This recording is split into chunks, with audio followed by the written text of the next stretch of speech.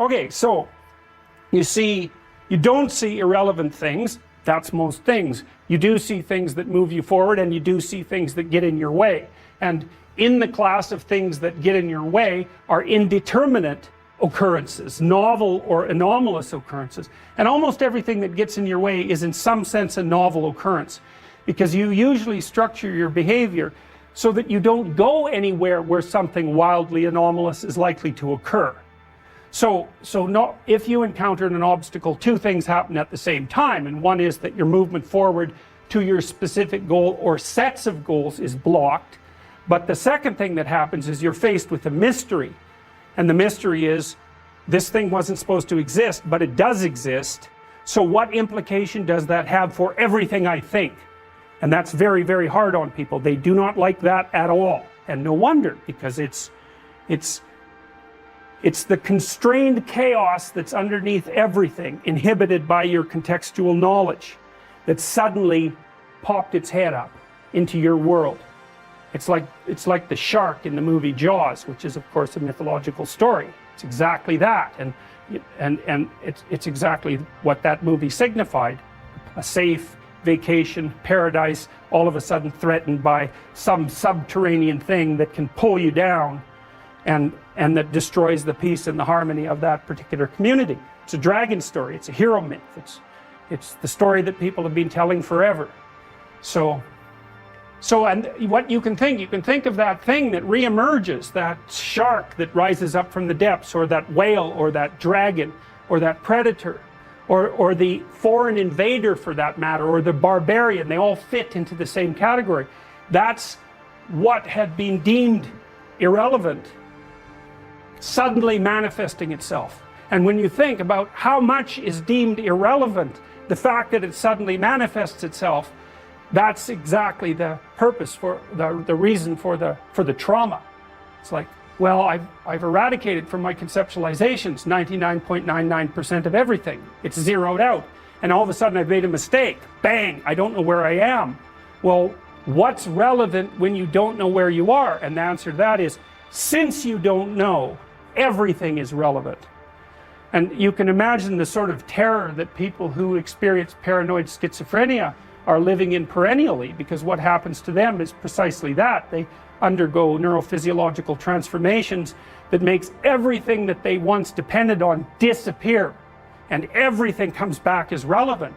And that puts them in the early stages of schizophrenia. That's extraordinarily stressful neurophysiologically.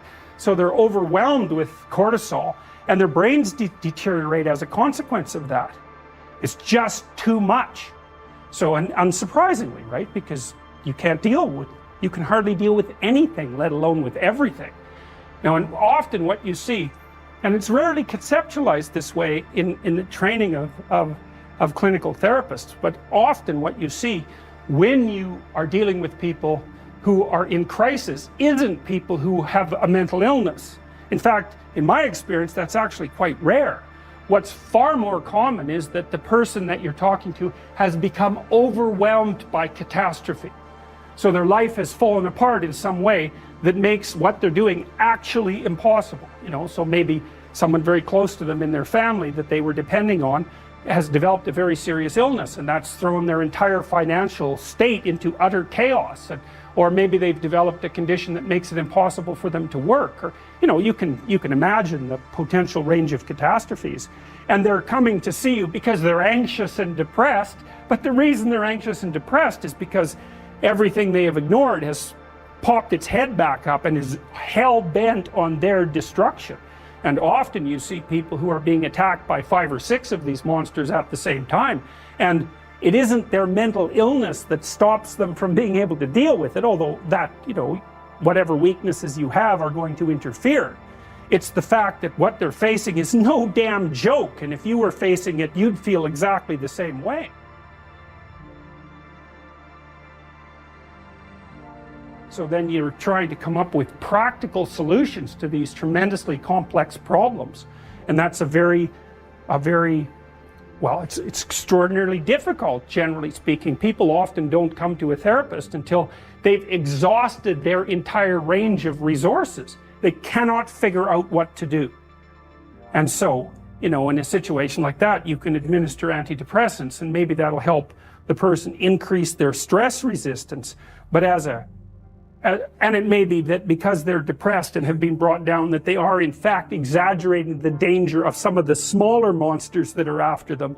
But making the person more stress resilient doesn't give them, for example, a new job, and it certainly doesn't bring back the person they've been living with for 2 years who has a degenerating neurological disease or some form of cancer. Like, these things are major. You know, I often see people who, well, they're in a relationship, maybe they're rather isolated, older people. One of the partners is dying and their entire financial situation has become catastrophic. It's like, that's not a mental illness, man. I mean, they may have got into that situation because of one inadequacy or another, but you don't even want to push that too far, because that sort of thing can happen to anyone, and will in fact happen to most people in one form or another, at least at some point in their lives. So you want to be damn prepared for that. You want to be prepared for that, because it's bitter and harsh and anxiety provoking and painful. But if you're not ready, then it's also hell. And often you can stop things from becoming hell, even though you can't stop them from being bitter and painful and anxiety provoking and all of that. You can at least delimit the catastrophe enough so that it doesn't permanently bring you and the people around you down. And that's not so bad, right? That's a hell, or at least it's a lot better than the alternative. So this is the problem, you know, things object, things are obstacles. Well, how big is the obstacle? It's the same question as how big is the predator that's lurking outside the door of our cave? It's exactly the same problem, except conceptualized abstractly, and I would say exactly the same systems that your distant ancestors used to conceptualize the lurking predator are the systems that are activated now when you encounter the re-emergence of all the monsters that you've ignored. It's the same neurological platform. You think, well, how could it be otherwise? Because evolution is a conservative process. Everything about you is built on ancient foundations, right? Very little new, certainly very little radically new comes into existence. It's mostly tinkering with structures that have been around forever, like your body plan, for example. That's unbelievably old. I mean, you share that with lizards, roughly speaking. So it's incredibly ancient.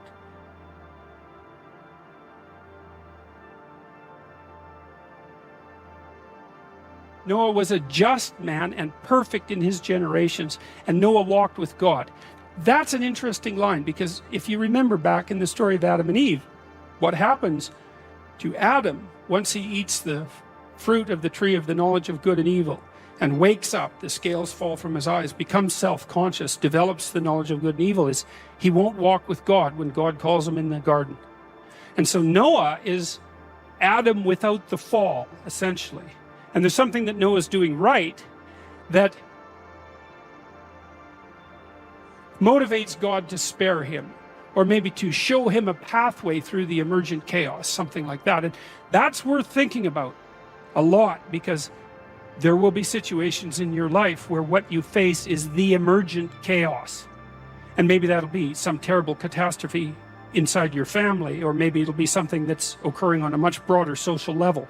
But the chaos is coming, and what you're going to want to know, unless you want to be a denizen of the chaos or even a contributor to it, and perhaps that is what you want, because many people under those circumstances choose that.